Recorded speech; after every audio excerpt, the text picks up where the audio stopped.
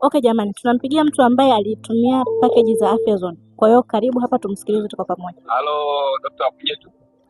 Ndiyo, Mr. Edward, unaendeleaje? Asante, niko vizuri. Sasa hivi kwa kweli nahisi nimekuwa mtu mpya. Ndiyo, vipi matokeo baada ya kutumia package za Madam Punyeto? Aisha, sijui tu niongeeje, lakini yani nina furaha kwa sababu zamani nilikuwa sijiwezi, yani nilikuwa mpaka naona aibu kufanya tendo la ndoa na mpenzi wangu, lakini kwa sasa hivi kwa kweli nina uwezo wa kupiga mpaka raundi 5 mfululizo na wala sichoki wala sifanyi chochote, yani niko vizuri kimsingi. Kwa hiyo package yako kweli imenitoa mbali sana madam.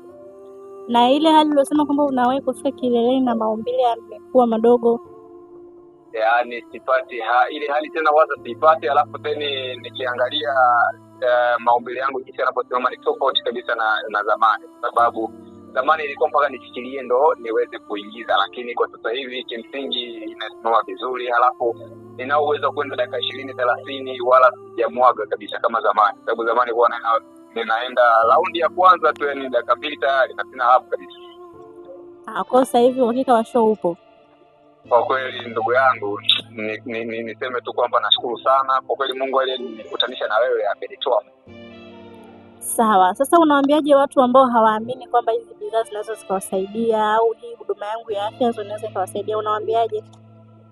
Kimsingi wao waondoe wasiwasi, kwa sababu mimi mwenyewe kimsingi mwanzoni nilikuwa yani siamini, kwa sababu hata hivyo nilitumia madawa mengi sana, lakini nikawa sioni matokeo yoyote. Kwa hiyo hata ulivyoniambia kwamba nitapona, lakini nilichukua tu kwa kujaribu, lakini sasa hivi ndio nimeamini kwamba kumbe vile kila kitu kinawezekana. Kwa hiyo hata wao kama hawaamini waondoe wasiwasi, na ikiwezekana kabisa wachukue package watumie, ni ndani ya mwezi mmoja wako vizuri.